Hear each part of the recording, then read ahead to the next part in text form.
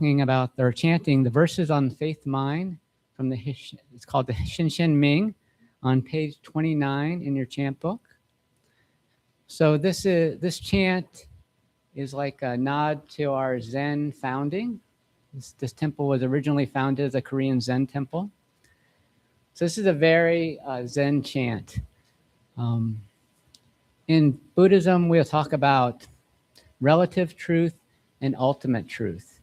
And relative truth is like just what you see in your everyday life. You know, I'm here, you're over there. People get old, people die, people pass away. You have to go to work, you have to make money, you have to support your family. All those sort of everyday experiences, that's sort of relative truth. And then the ultimate truth is the spiritual perspective on life. And you might think of as relative truth, we're kind of walking through the woods, you know, trying to avoid the trees, stepping over the creek, that kind of thing. Maybe more contemporary, you know, we're walking down the street, we're looking both ways before we cross the street, we don't want to get hit by a car. You know, we have to be very much mindful of what's going on in the present moment. Ultimate truth is like going up into the mountaintops or maybe going up onto a skyscraper and then looking out and you see this vast perspective of the world, you know, a whole different perspective on what you've seen before. They talk about the astronauts, you know, looking back on Earth and just seeing Earth as one globe and there's no separate countries, no separate cities, you know, it's just all one organism. So ultimate truth is kind of talking about the world from that perspective. And the Shinshin Ming is pretty much, that's what it is. You know, it is just this long proclamation of ultimate truth. So don't worry about it if it doesn't seem to make sense or seems to be contradict itself or seems contrary. Just listen to it and just sit with it. This is available on our website. The whole ritual and ritual manual is on our website, so you can download it and read it at your convenience. It's a good practice to read it on a regular basis, so you can start to maybe get more familiar with these ideas, even if you can't maybe necessarily experience it in your everyday life yet. So, thank you.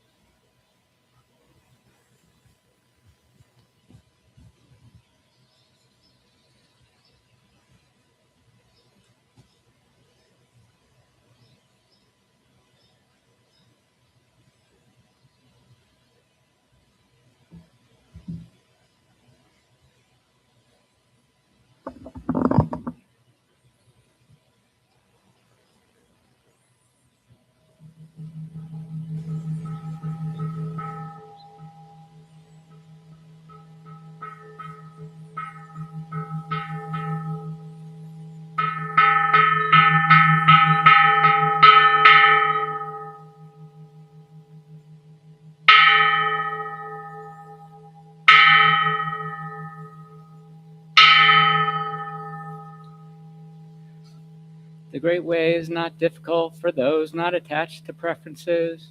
When neither love nor hate arises, all is clear and undisguised. Separate by the smallest amount, however, and you are as far from it as heaven is from earth. If you wish to know the truth, then hold to no opinions for or against anything. To set up what you like against what you dislike is the disease of the mind.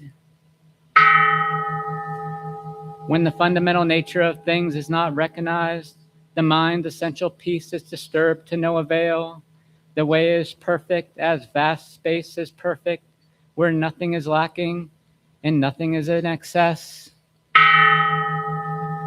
Indeed, it is due to our grasping and rejecting that we do not know the true nature of things, live neither in the entanglement of outer things nor in ideas or feelings of emptiness, be serene and at one with things, and erroneous views will disappear by themselves.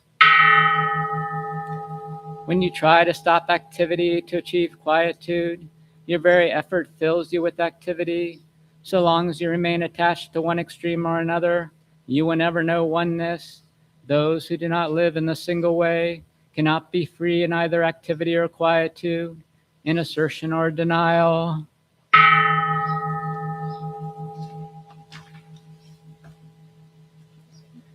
Deny the reality of things and you miss their reality. Assert the emptiness of things and you miss their reality. The more you talk and think about it, the further you wander from the truth. So cease attachment to talking and thinking, and there is nothing you will not be able to know. To return to the root is to find the essence, but to pursue appearances or enlightenment is to miss the source. To awaken even for a moment is to go beyond appearance and emptiness. Changes that seem to occur in the empty world, we make real only because of our ignorance. Do not seek for the truth, only cease to cherish opinions. Do not remain in a dualistic state. Avoid such easy habits carefully. If you attach even to a trace of this or that, right and wrong, the mind's essence will be lost in confusion. Although all dualities arise from the one, do not be attached even to the ideas of this one. When the mind exists undisturbed in the way, there is no objection to anything in the world. And when there is no objection to anything, things cease to be in the old way. When no discriminating attachment arises, the old mind ceases to exist. Let go of things as separate existences, and mind too vanishes. Likewise, when the thinking subject vanishes, so too do the objects created by mind. The arising of others gives rise to self. Giving rise to self generates others. Knowing these seemingly two as facets of the one fundamental reality, in this emptiness, these two are really one, and each contains all phenomena.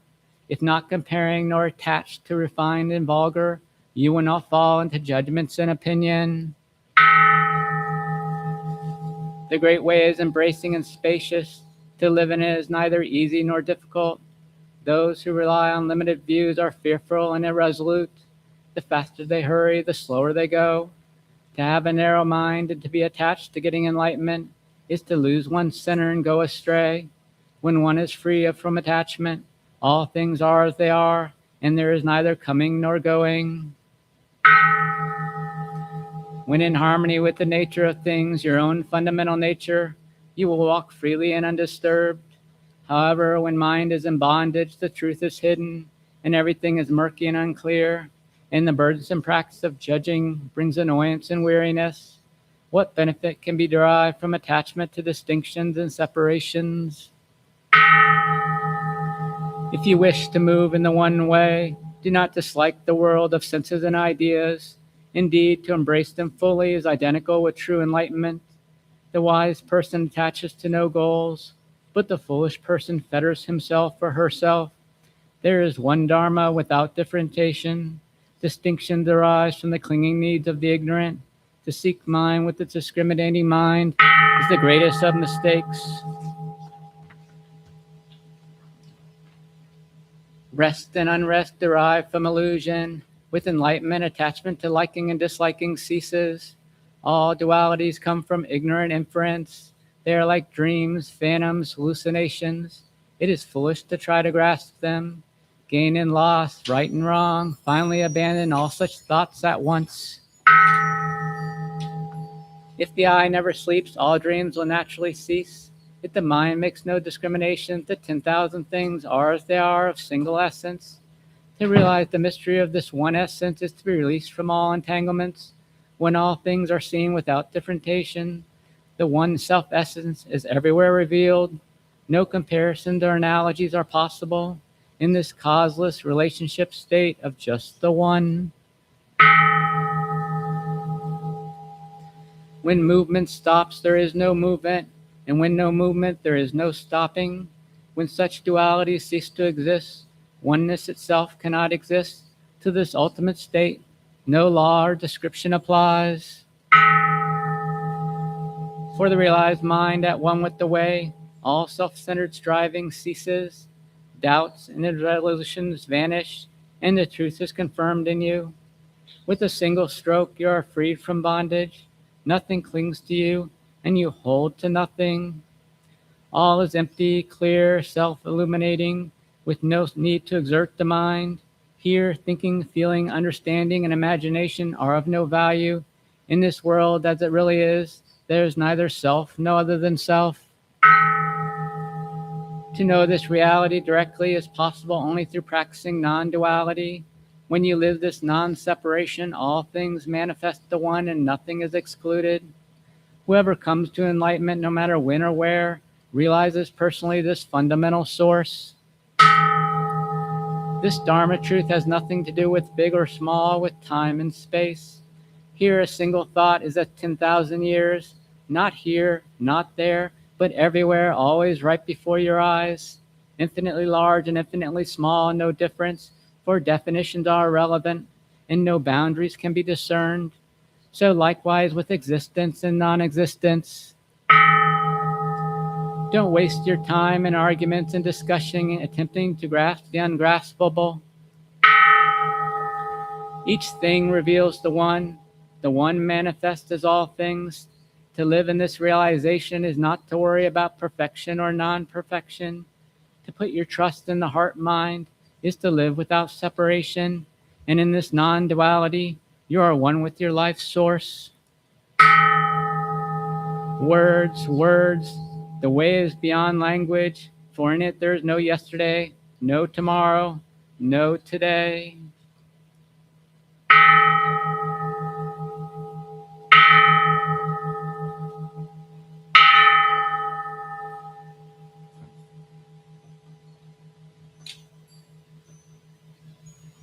And we bow.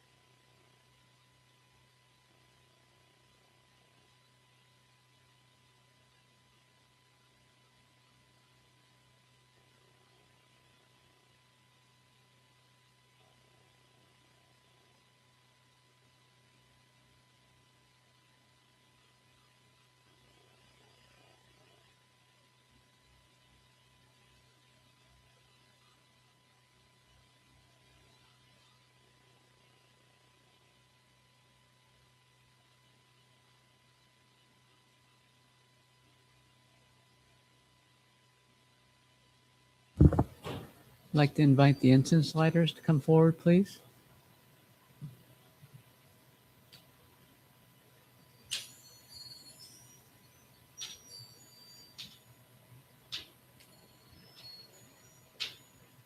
And we'll chant the incense gatha together. It's in your rituals and practice book on page 2.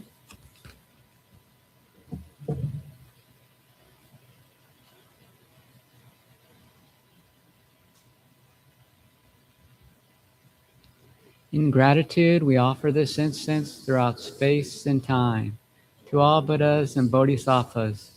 May it be fragrant as earth herself, reflecting careful efforts, wholehearted awareness, and the fruit of understanding slowly ripening. May we and all beings be companions of Buddhas and Bodhisattvas. May we awaken from forgetfulness and realize our true home.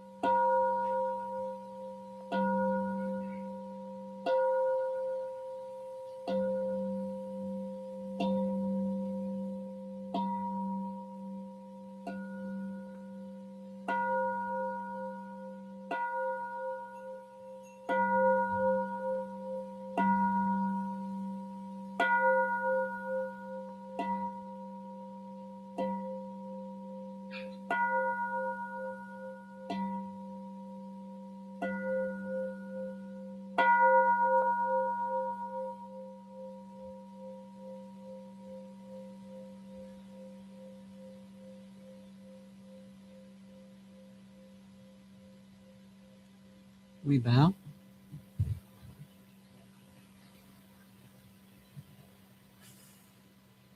Good morning. My name is Kunga Nyima, and I am a teaching monk here at the temple. It's great to see so many people here in June. It's supposed to be a nice day today, so I'm glad you chose to start it off with us here. We have bathrooms behind the curtain there and also downstairs. If you need to get up in the service, just walk along the back brick wall there. If you get uncomfortable sitting on a cushion, there are a couple chairs available there for use. We encourage you to participate in the service as you feel comfortable. So please join into the chants or the bows or whatever we're doing that you feel comfortable with. We welcome your participation. When you come into the Dharma hall, basically after you take your shoes off, we suggest you do a bow to the space. And then when you come to your cushion, you can do a bow. You can also do a bow to the altar when you pass in front of the altar. And the idea is just to bring mindfulness into your practice here at the temple to try and make this space into a sacred space for yourself.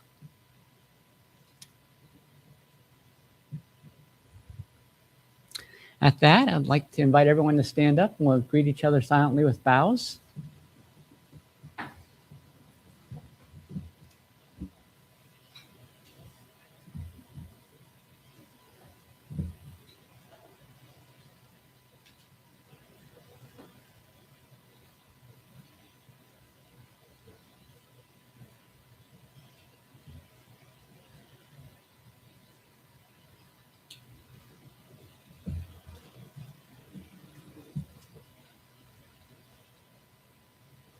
First chant is on page 3 in the chant book, 3 Refuges.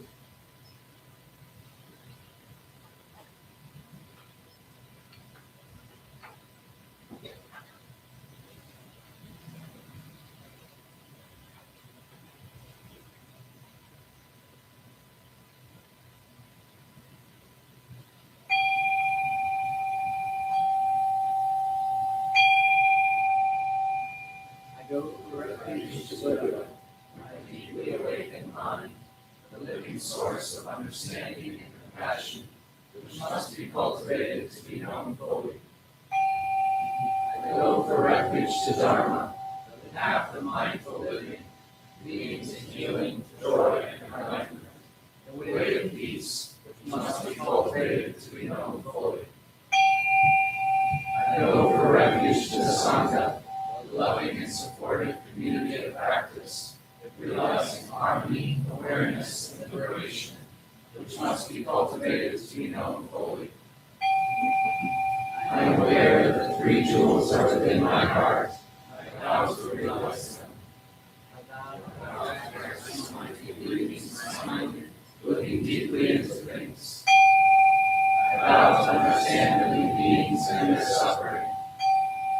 I vow to cultivate loving kindness and compassion, to practice joy and equanimity. I vow to offer joy to one person in the morning and to help relieve the grief of one person in the afternoon. I vow to live simply and sanely, content with few possessions, and keep my body healthy. I vow to let go of all worry and anxiety in order to be light and free. I am aware that I owe so much to my parents, teachers, friends, and all beings. I vow to be worthy of their trust, to practice wholeheartedly, so that understanding and compassion will flower, and I can help living beings be free from their suffering. May the Buddha, the Dharma, and the Sangha support my efforts. May the Buddha, the Dharma, and the Sangha support my efforts. May the Buddha, the Dharma, and the Sangha support my efforts.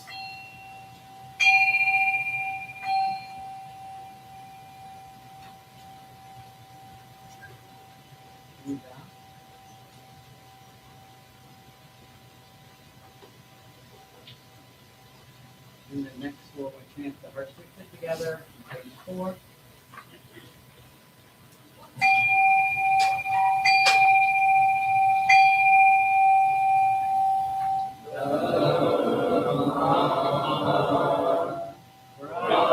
Prajna Paramita Brihaya Sutra.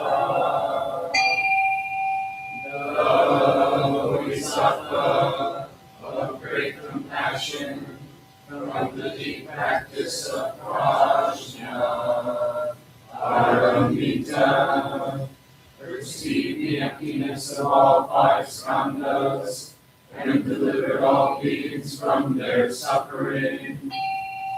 O Shariputra, form is no other than emptiness, emptiness no other than form.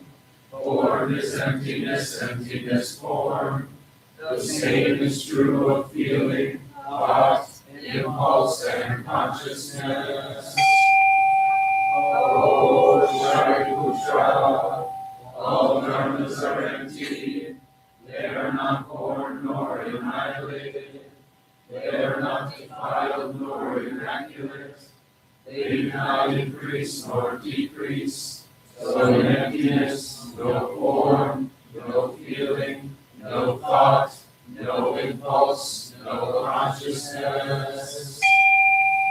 No eye, ear, nose, tongue, body, mind.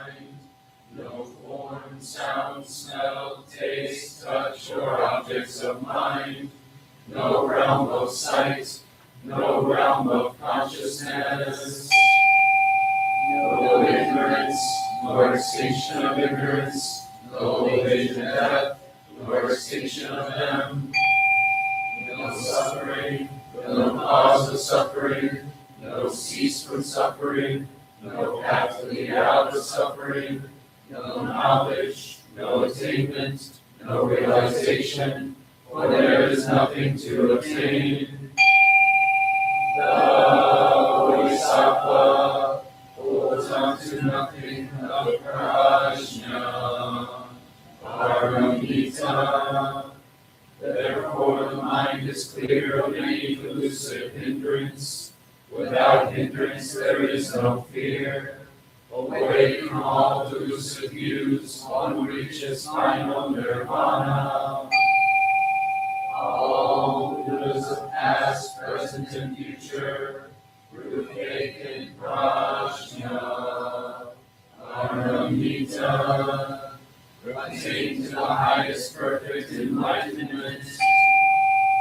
Know then the prajna paramita is the great Dharmani, the radiant fearless mantram, the utmost supreme mantram, which is capable of allaying all pain. This is true beyond all doubt. Proclaim now the highest wisdom, the prajna paramita. Gate, gate, paragate,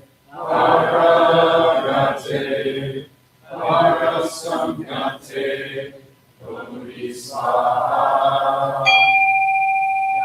Gate, gate, paragate, parasamgate, bodhisattva. Gate, gate, paragate, parasamgate, bodhisattva. Dhamma prajna paramita brihaya sutra.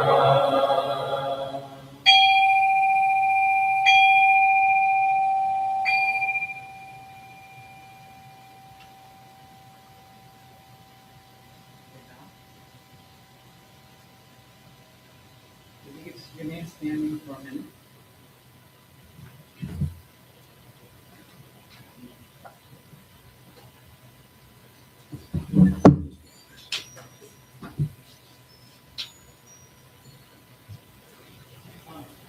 So I'd like to invite anyone who is comfortable to join me with some prostration. So we can deep bow, the breath, the Dharma, and sound. picture, an example, a role model, the Dharma, the teaching, Nyima, the community really have. So when we do a bow, forward, and like that.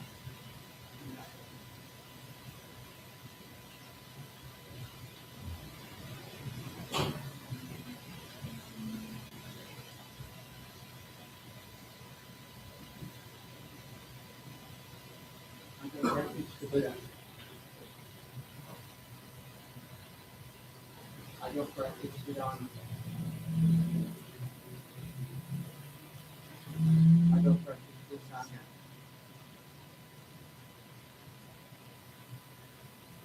Please be seated.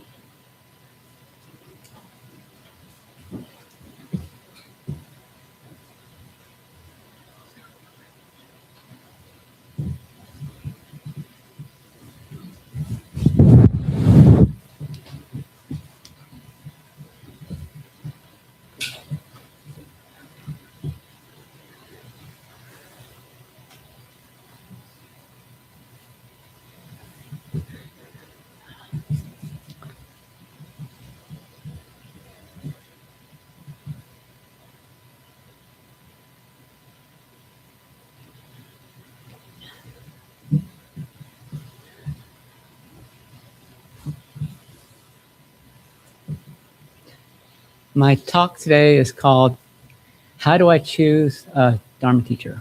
How do I choose a teacher? So I was inspired to give this talk by the Flower Garland Sutra, which is it's also called the Avantamsaka Sutra. A couple years ago, we had a group of Sangha members do a book study on that sutra. And it's the particular part of the sutra that I'll be talking about today is chapter 39, which is part of the training that we give to the Dharma teachers here at the temple. One of the things we ask them to do is read chapter 39 of the Flower Garland Sutra and talk about what it means. So this chapter is called Entering the Dharma Realm. So Dharma in Buddhism can refer to the Buddhist teachings, and it also can refer to everything that exists. So another way to interpret this translation is entering the realm where everything is a teacher. So the main character in this sutra is Siddhana. He's a young pilgrim. His name Siddhana means great treasure, and the idea is that when he was born, his home was filled with these treasures of gold, and so he had this really good karma. And he was a young practitioner at the time the story starts, but he is already recognized as being very wise, very dedicated, disciplined, handsome, all those things. Everything you want in life, he had those things, except for he didn't understand the teachings yet. So he was looking for a teacher. And the teacher that he comes to is Manjushri. And Manjushri is the Bodhisattva of wisdom. And I thought it'd be good to introduce Manjushri by looking to our chant books. So if you look to page 24 in your chant book, we have the names of the Bodhisattvas there. And Manjushri is the second one. And I just want to invite us all to chant the Manjushri section. We invoke your name, Manjushri. We aspire to learn your way, which is to be still and to look deeply into the heart of things and into the hearts of people. We will look with all our attention and open-heartedness. We will look with unprejudiced eyes. We will look without judging or reacting. We will look deeply so we will be able to see and understand the roots of suffering and the impermanent and selfless nature of all that is. We will practice your way of using the sword of understanding to cut through the bonds of suffering, thus freeing ourselves and other species.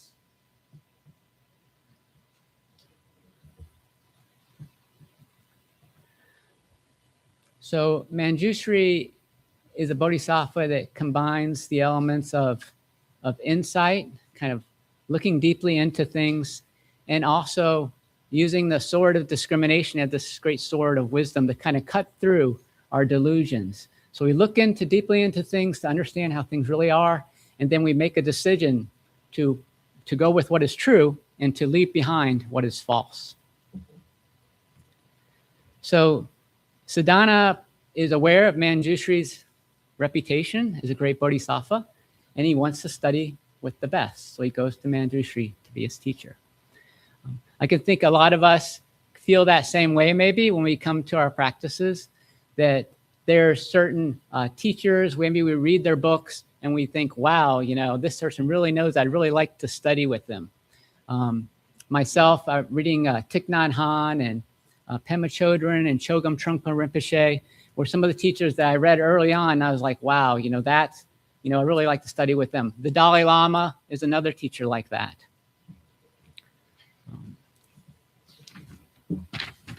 But it's very difficult to study with these famous teachers.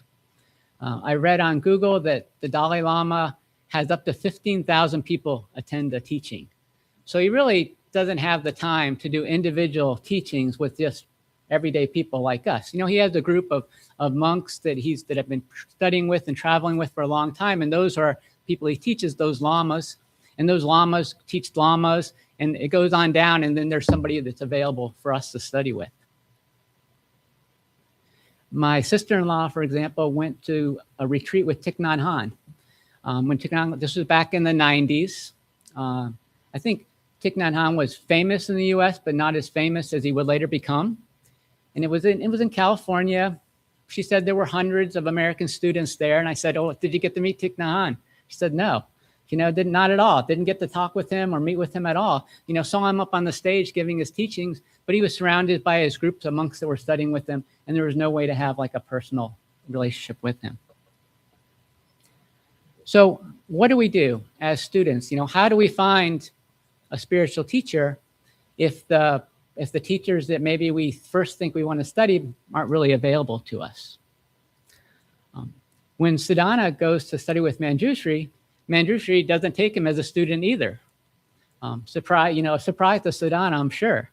And he sends him on to another teacher, a teacher who is less known, and has more time to deal with, students, new students. Siddhana in this story studies with 53 different teachers in the chapter 39. And he doesn't just study with people that we would think would be normal teachers for a Buddhist monk.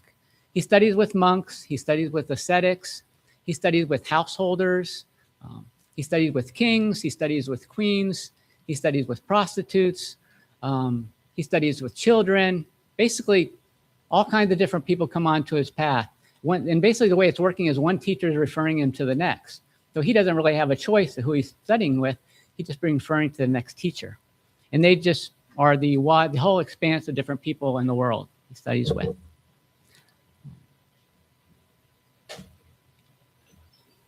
I thought I would single out a few of these teachers to give you sort of a sense of this idea, and then also to elaborate different ideas about how to choose a teacher.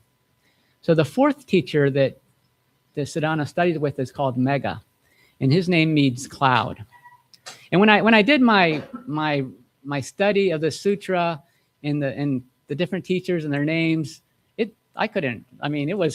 there wasn't really a relationship between what they taught and what their particular name was. I guess sort of like, with any Dharma teacher, you get a name when you're a student, but that name doesn't really have a lot of relationship to maybe what you're teaching. So Megha's, the student calls him a grammarian, meaning he is a teacher of written language. So he's a lay person. And when Siddhana meets him, Megha is sitting on a crossroad, teaching the people walking by. And when I read this, I thought of them as being like, when you're driving down the road sometimes in the city and you come to a corner and there's some crazy person on the corner, with a book and a megaphone and like telling you about their religious faith and how you need to be saved. So I kind of feel like Megha had this impression. The sutra says that when Megha teaches, flames shoot out of his mouth, making thousands of words visible and attracting numberless people to his teachings on Buddhism. So then the commentary says, His words are like fire, illuminating the ignorance of the world and drawing people like moths to the burning light of Dharma. So, very much like, that guy on the corner, very passionate about the teachings. Very different, I think, in appearance than Manjushri. My first teacher was a meditation teacher named Robert Walker, who I met when I first moved to Michigan. I've been practicing Buddhism for a while, reading lots of different books. But, and I read a lot of Thich Nhat Hanh, but I really couldn't afford, and I didn't want to, I just didn't feel like, Thich Nhat Hanh really had the time to deal with me as a young teacher. So I found Robert Walker in Kalamazoo. He had a meditation group. He attended Naropa University, which was founded by Chogyam Trungpa. And I went looking for a teacher after I read Spiritual Path of the Warrior by Trungpa. And Robert Walker was the editor for that book. He was a graduate student at Naropa when those talks were compiled and made to Sacred Path of the Warrior. His day job was a distributor of books by Pema Chodron. So he got that, before the internet became really big, they would contact bookstores and stuff like that and work with Pema Chodron to get her materials out there across the United States. So he was not a full-time, practitioner. He was a lay person, and he was a student of the teachers that I was really inspired to practice with. So I just kind of had to make those changes, but that way I was able to study with them. That was the closest thing I could to my inspirations. When I was thinking about this, I was thinking about how who I ended up studying with was very different than who I expected to study with, or who I had in my mind I envisioned I should study with. So it can be interesting, I think, for all of us to think about that, like what has informed our perspective about who we think our spiritual teacher should be. When I was thinking about it, there were several things that came to mind. The first thing was the TV show Kung Fu. I don't know how many people are familiar with that show from the 70s. But the idea of the show is that the hero of the show is Caine, and he's a Shaolin martial artist who is traveling around the American West during the time of the cowboys, and like an equalizer kind of character, when he comes into these troubles where these people are being abused or somehow mistreated, and then he steps in and makes things right, with, bank robbers or horse thieves or, bullying sheriffs, whoever is causing the problem. He doesn't want to use his Kung Fu, but in the end, he's always forced to use his Kung Fu to set things right.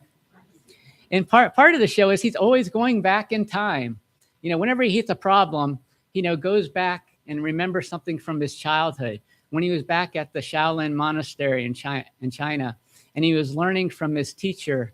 And I don't remember what the teacher's name was, but the teacher was a bald Asian man who called him Grasshopper. That's what Caine was called, Grasshopper. And he's very quiet and wise, and instructing Caine with these kind of riddles to kind of figure things out for himself.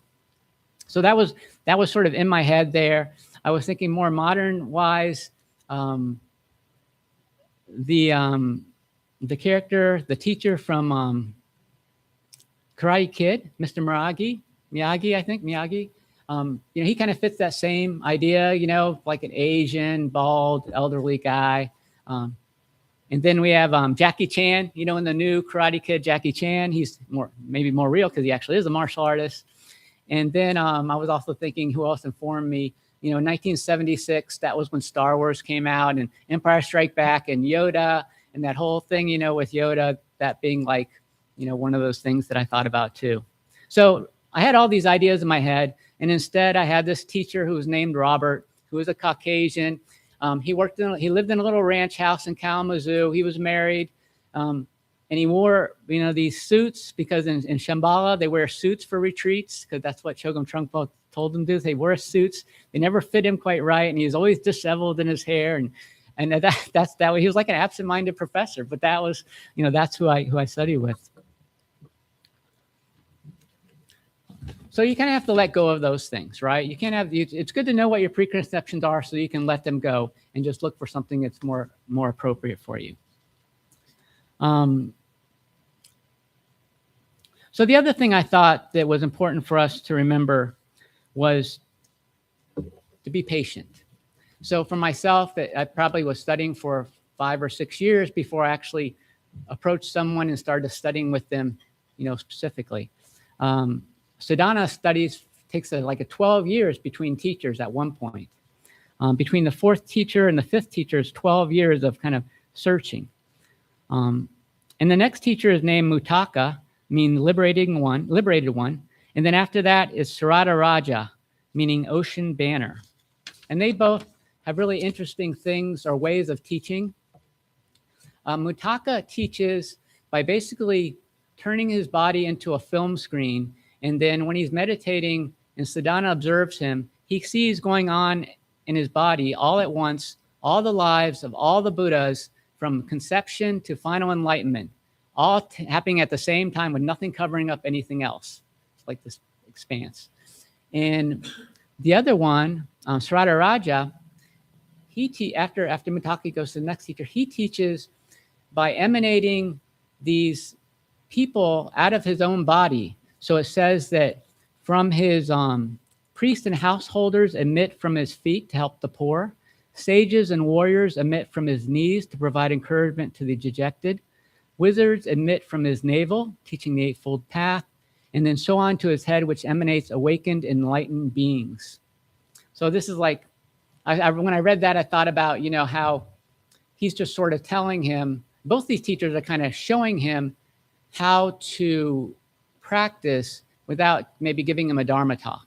The one shows him how to practice by maybe showing him deity yoga, which is this type of meditation practice in Tibet where you imagine yourself embodying compassion or wisdom or loving kindness, one of these, or maybe, one of these qualities of the bodhisattvas, so that you imagine yourself actually embodying that quality so that then when you're done with your meditation, you can be that quality in your real life. And then Sarada Raja is like this idea of actually what you do to work towards awakening or enlightenment. You help the poor. You help people who are feeling dejected. You practice generosity. You practice all the paramitas. Just doing things in your everyday life to help others, rather than just kind of reading about being a Buddhist or thinking about being a Buddhist. What in your actual everyday life, what things can you do that actually show people that you're a Buddhist? How do you interact with others? How are you mindful in your day-to-day things?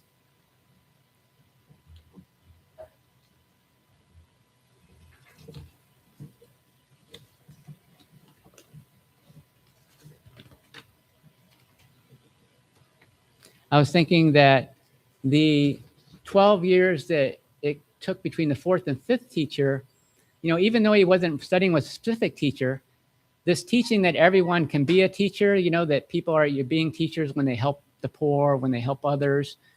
He was meeting people that were his teachers all that time. Maybe he just didn't realize it. We ourselves are also doing that in our everyday lives. So when we come into a store and we interact with the cashier, when we're, waiting to get into traffic or waiting at the stoplight, when we're working with people who we work with, our fellow work employees, when we're interacting with our family, those people can all be thought of as teachers, and we can look to them and see what they're doing. If we go to the doctor, we can think of the doctor as a teacher, as the nurse as a teacher, all those things. As I said before, we can think of this as entering the Dharma realm, entering the realm where everything is a teacher for us. So the last teacher I wanted to talk about, her name is Asha, and she is a queen. And it says that when he finds her, she's providing teachings in a palatial park in which every tree, bush, flower, and pond is encrusted with jewels and treasures. So in the Flower Garland Sutra, there is a lot of depictions of this jewels and treasures and things that demonstrate a lot of wealth. And the idea is it's spiritual wealth, right? These people accumulate these. We're using a language, our mundane language to talk about spiritual wealth. So we're saying that people are kings or queens that lives in palaces and things. It's because they have all this spiritual power or spiritual merit. And when he talks to her, what she says is that all of her visitors are cured of all mental sickness. So she's kind of like a counselor, just by seeing her. All who see her, learn from her, live with her, and remember her attain enlightenment. But only those who have developed the basis of goodness and are under the study of spiritual benefactors can see her. So there were two things that struck me about this teacher that I wanted to talk about. One, that she's a woman. So it's like the first female teacher that Siddhana meets in his travels, but he does study with 22 women during his travels. So 53 teachers, about half of them are women. This is very unusual as far as the sutras go. There aren't a lot of women singled out as teachers in the sutras, just because of that. During that, even though when the Buddhists first started teaching, there were women practicing, there were nuns practicing together. There was still the general culture, the overall culture was a male-dominated culture. So that was reflected by all the unawakened people that were writing down the sutras and all those kind of things. But the Thousand Garland Sutra was written in the 3rd century, so it's pretty amazing that half the teachers in that sutra are women. That they were the writers of that sutra were more expansive in their vision, their perspective. I think that for most of us, we maybe don't have that preconception about what gender our teacher should be. But if you did, the Thousand Garland Sutra says it doesn't matter. The second thing I wanted to talk about was that Ashe says that she is only recognized as a teacher by those who have already established themselves on the spiritual path. So what this struck me as meaning is maybe she doesn't look like a teacher. She doesn't have a reputation as a teacher. But she is a teacher for those who are looking for a teacher. The teachers here at this temple, myself and Musho and Upaya and Sunshin, Jingsu, we're not wearing our robes, in our day jobs, so most of the people we work with probably have no idea. I think most of the people that I work with in hospice don't know that I'm an ordained monk at the temple. I know some people know because I've given some talks to people, like groups of people, spiritual care and stuff about Buddhism. But for most people, they have no idea. And it's not like that we're only a teacher or only a Buddhist monk here at the temple. We're striving to be that outside the temple, but we're just not wearing the trappings of that, right? So it's more of, how you treat others, how are you living your life, what are you doing, what are you not doing, that kind of thing.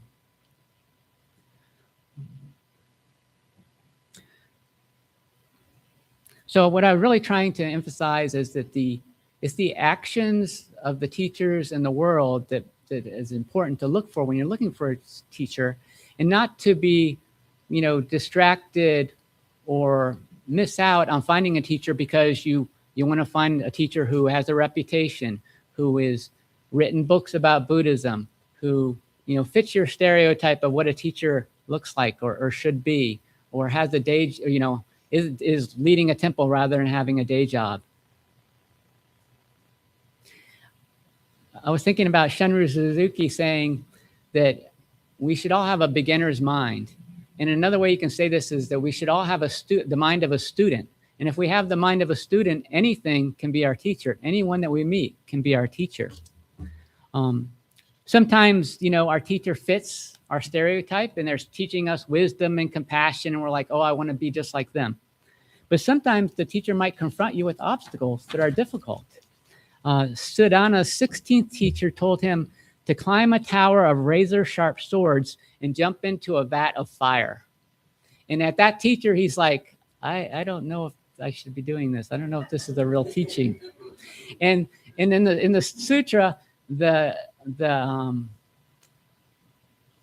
Devis or the goddesses and gods have to come and visit him and said, no, it's all right. He is a real teacher. Just have faith.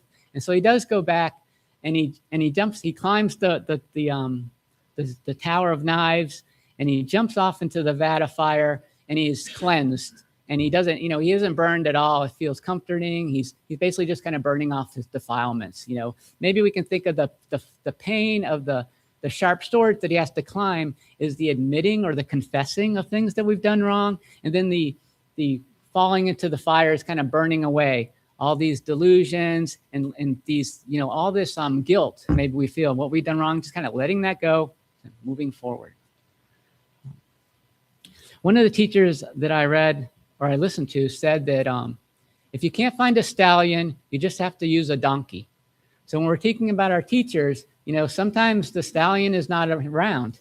I was thinking about Luke, looking for his teacher in Empire Strikes Back, and he ended up studying with Yoda, and Yoda is like this little goblin thing living in the swamp. He's like, that's not what I wanted as a teacher. That's not what I need as a teacher. Who are you? Just like annoying little thing.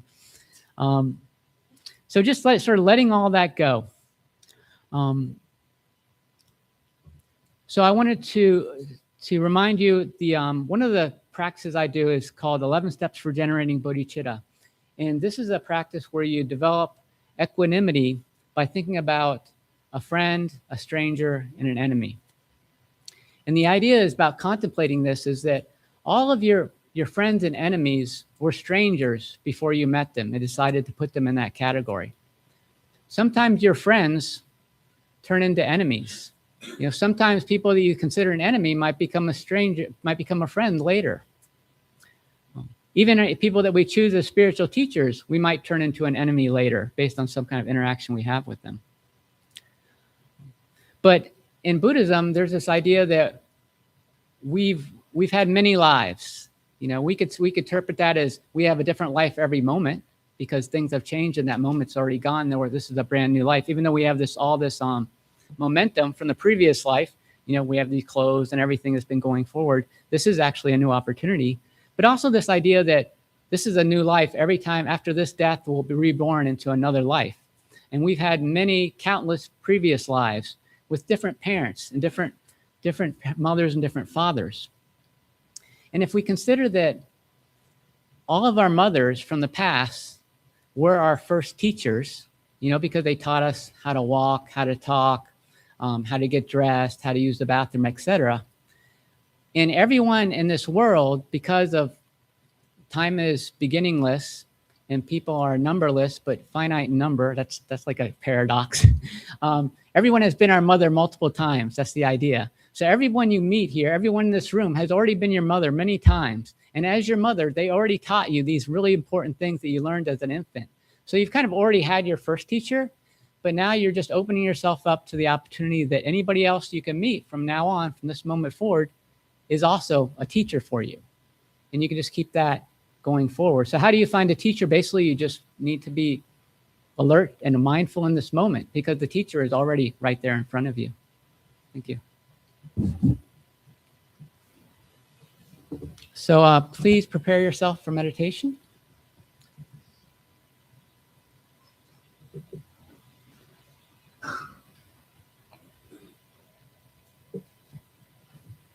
Bill, if you could dim the lights. Thank you. Try and find a nice, comfortable sitting position. If you've been sitting on the cushion and you're uncomfortable, there are 3 or 4 chairs available over on the right there too, if you want to sit in the chair.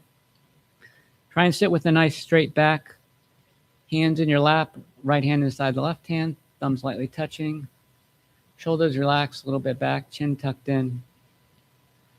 Tongue resting against the top of your mouth. And just bring your awareness to your breathing, wherever it feels comfortable. And just follow your breath. If you're new to this, recommend counting each breath quietly to yourself. Breathing in and breathing out is 5. Breathing in, breathing out 4, all the way down to 1, and then repeat. And after you kind of get stable with that, then just let go of the counting. Just be aware of your breathing.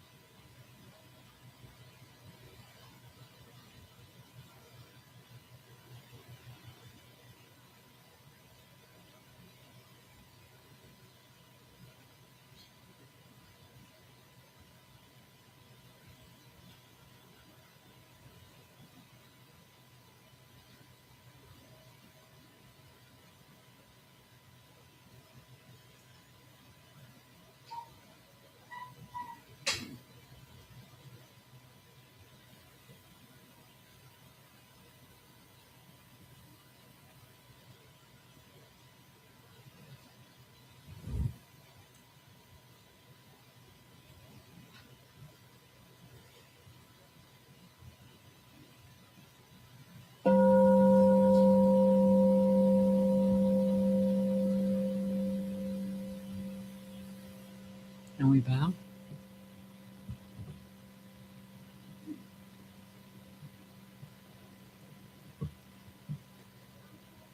So we have the opportunity now to participate in joys and concerns.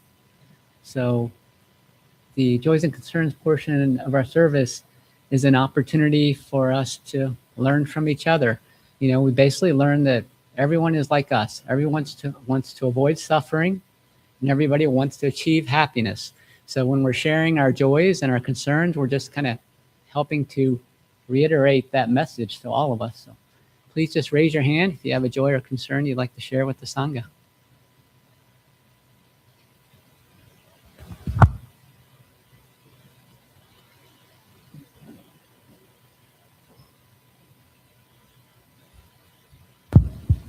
Thank you.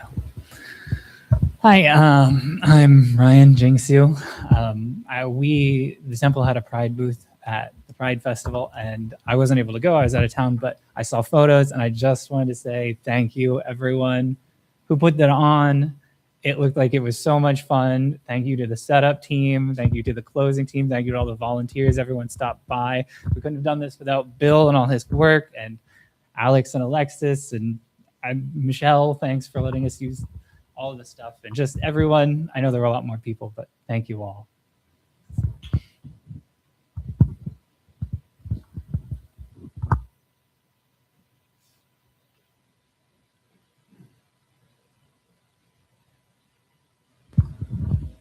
Good morning, Sangha. My name is Samya Gajiva.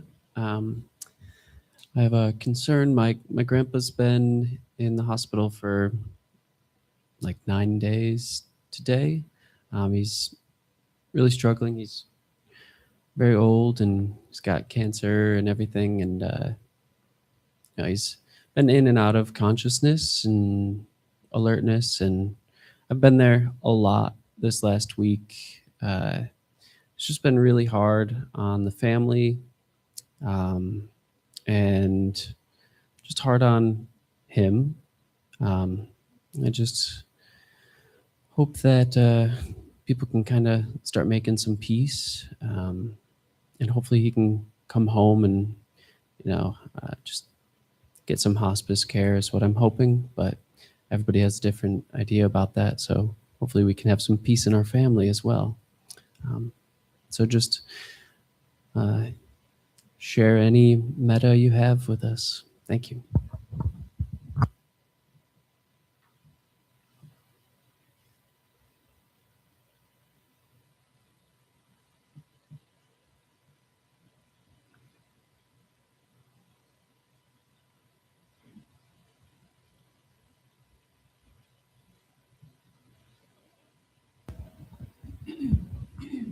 Hello, my beautiful Sangha.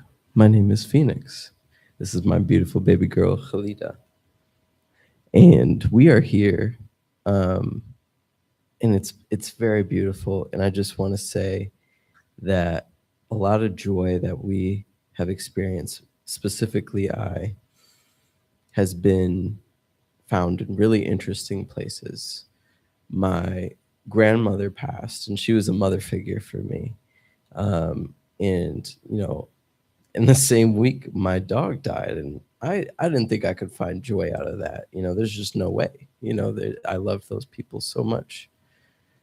But the way that your Sangha and your community show up for you, and the way that you process those losses, which aren't really losses, but, the way you process that,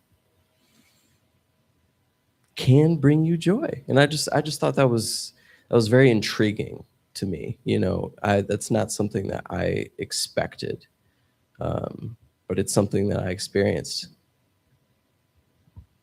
Thank you, Sangha.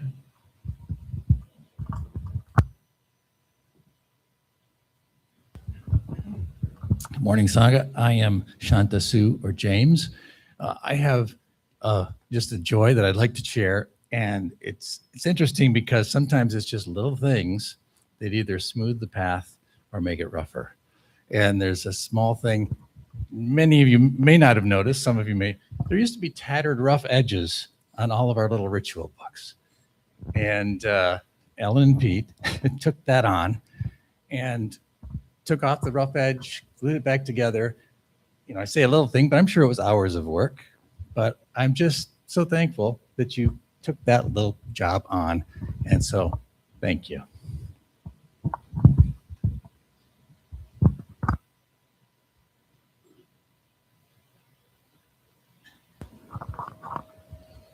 I'll share. Good morning, Sangha. I'm Bill. This morning on my way in, I saw some turkeys out on the side of the road, and I like to see the animals out and about. It brings me joy to see them doing their things. But just as I got close, they decided to run into the street. One of them ran all the way across, but the other one turned around and ran the other direction, and I was able to avoid a collision with these turkeys. And that was a big blessing to me today because I would have felt terrible about something like that. So.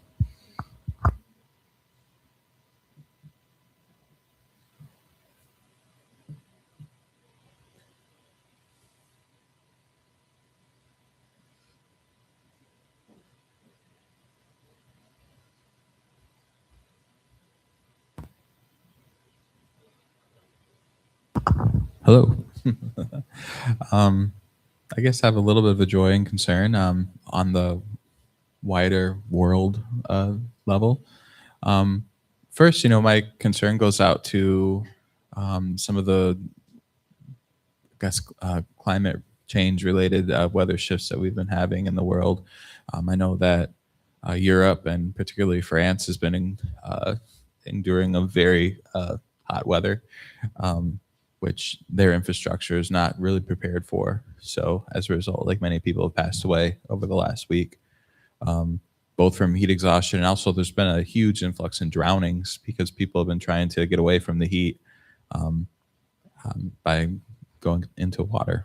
So, and also this week is supposed to be our turn. So take care of yourselves, stay cool.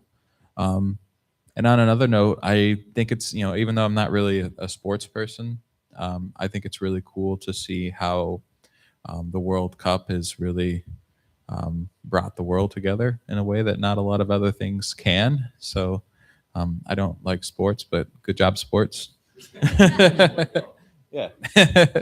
So I'm happy to see that there's still a few things out there that can shut everybody up for a little bit still. So thank you. I wanted to share a joy. This is kind of I think might be strange to hear. So the Catholic Church has saints, right? Some people might be familiar with Catholicism.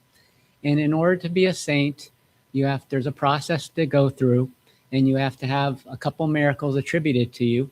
And then after a review and process, they make new saints. They still make new saints nowadays. So my wife's mother's cousin is going to become a saint, which is kind of cool. And we're going to go down to the beatification ceremony in St. Louis during I think it's in September. And Bishop Fulton Sheen, he's an American. He used to have a TV show in which it was like a weekly TV show. It was very highly rated in the 50s. And he would just come on there with his archbishop clothes and talk about Catholicism, and like a lecture. And then he would go on other shows like Whose Line It Is Anyways, stuff like that. But he was like a real celebrity. But it was just kind of cool. We finally decided that we were going to go. We have a special place to go sit, to watch the ceremony. But I think of those Catholic saints as like bodhisattvas. They've basically dedicated, even though it's a different path, it's the goal, I believe, is the same, to serve others, to provide love and compassion to the world. And they're just doing it through a different path. So it's a great thing for us to be able to participate in and celebrate. Thank you.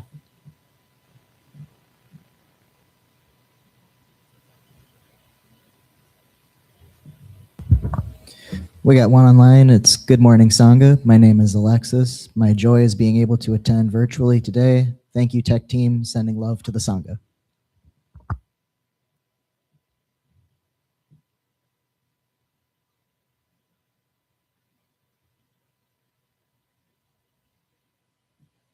Okay. So why don't we take a moment to take those joys and concerns into our heart.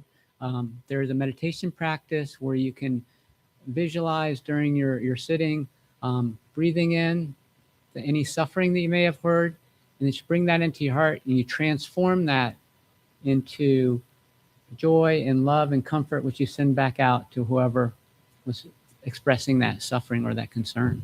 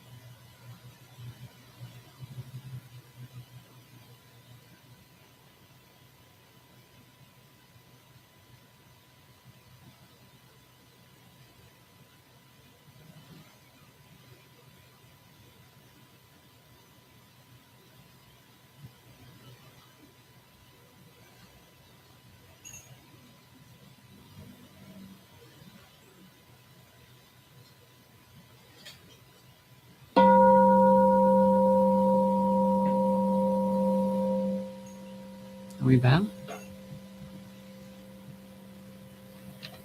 So we're going to do something a little bit different for announcements today. I'm going to refer you to the newsletter for the regular monthly announcements. We're getting towards the end of the month, so there's not that many new ones to present. But what I wanted to do is to talk to you about a new opportunity that we're having here at the temple. So you're aware of the Dharma disciples. Ellen talks about them on a regular basis, the volunteers that come in to help out with setting up the temple, lighting incense, greeting people, doing cleaning. They do cleaning before every service and also do a big monthly cleaning with some Gajiva there. And so we have this idea, and we also have volunteers to participate on the board. All the Dharma teachers are volunteering to be on the Dharma Council. And we wanted to broaden our umbrella of opportunities for Sangha members to participate. So this idea was, we've been working with this idea for about a year, and what we're calling it is calling it the Paramita teams. There's a QR code up there on the front bulletin board, which you can scan with your phone, which will give you more details.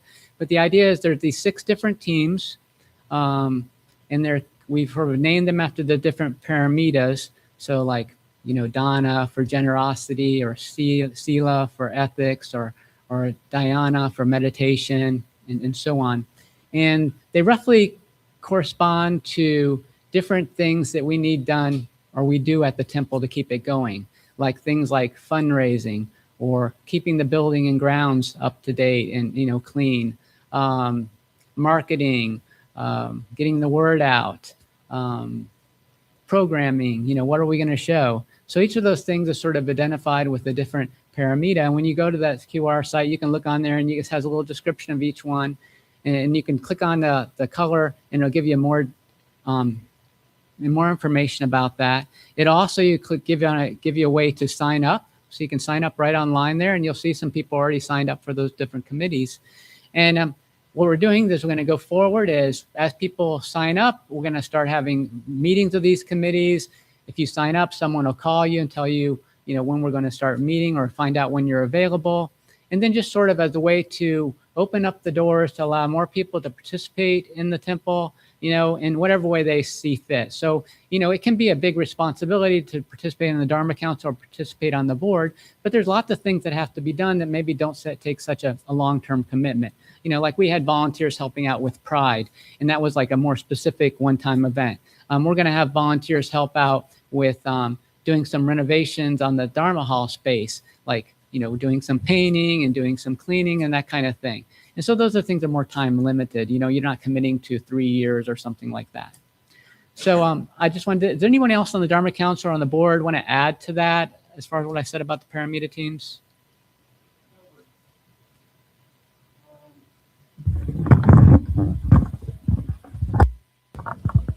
Thank you for the mic, for the benefit of anyone watching online as well. As Kunga said, there is a QR code up in the upper left-hand corner of the bulletin board. Just go ahead if you're interested at all, or in even learning about what Kunga's referring to and learning about the Paramita teams.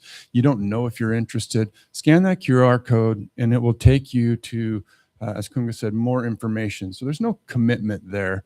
It's just going to give you a lot of information, on what's available, what we're talking about. And I would like to add that I think for me, the catalyst of this idea that we've been working on for the last year was, in my mind, that we saw the temple as kind of a top-down leadership space where we were taking care of things, the board, through their hard work, the Dharma Council, through teachings to the Sangha.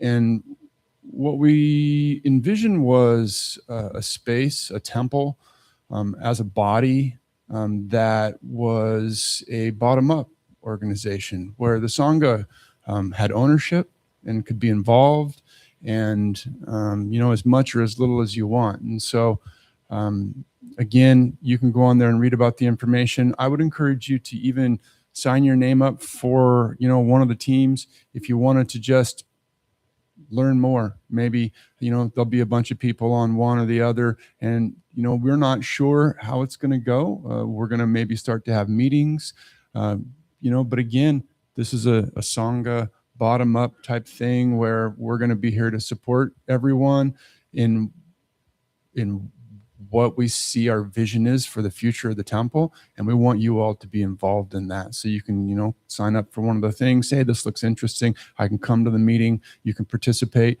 and I think you can do so without fear of overcommitting, because if it's not for you, if you don't have the time, our hope is that there'll be 10 other folks on this committee and that can pick up the reins, or that might have the time to do that. So I would just encourage everyone again to take ownership, be a part of the temple as much or as little as you want. And if you are curious in the information, to scan the QR code and learn about it. Also, you can always come and talk to any of us, teachers or anyone on the board, and for more information. Great.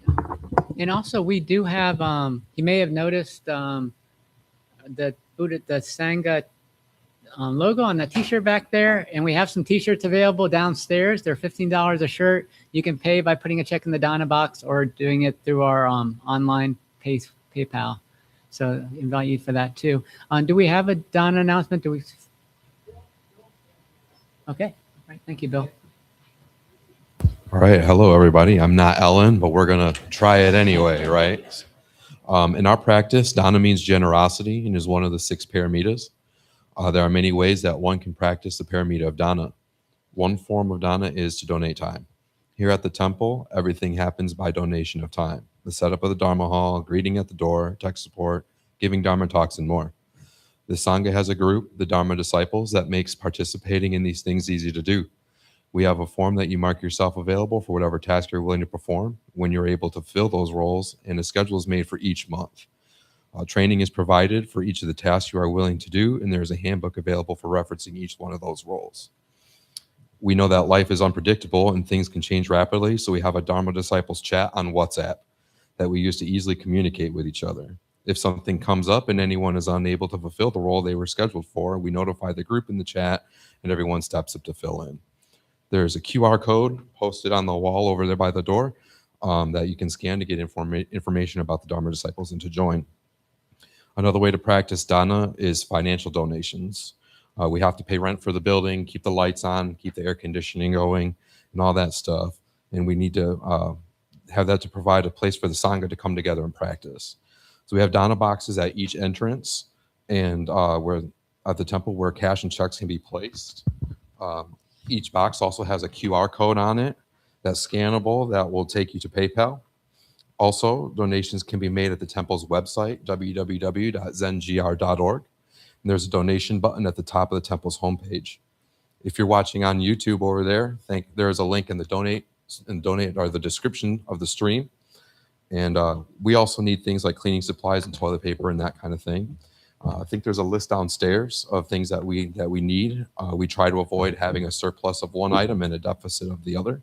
So if you're interested in donating material items, see anybody in gray or one of the Dharma teachers, and we can get you lined up with what we need. Anything that you're willing to donate or any time is appreciated and goes a long way. Thanks for being here today, and thanks for joining us online. All right, I'd like to invite everyone to stand up. We'll do our closing gathas.